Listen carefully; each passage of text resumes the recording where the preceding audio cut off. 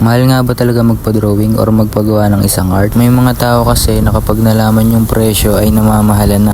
Pero naiintindihan ko naman yun. Dahil hindi nila alam yung pinagdaanan mo bago ka naging isang artist. O matuto sa pagguhit. Ganito kasi yan. Hindi kasi biro yung presyo ng mga materials na ginagamit namin sa pagguhit.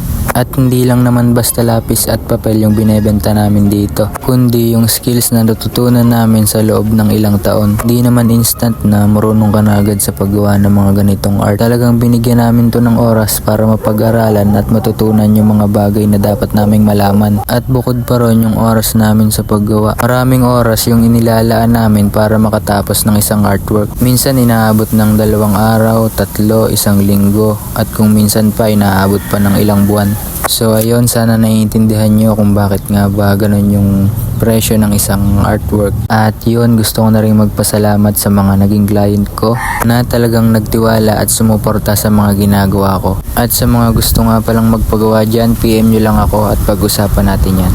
Humihingi na rin ako ng favor sa inyo na i-follow at i-like ang page ko na to. So yun lang naman, salamat.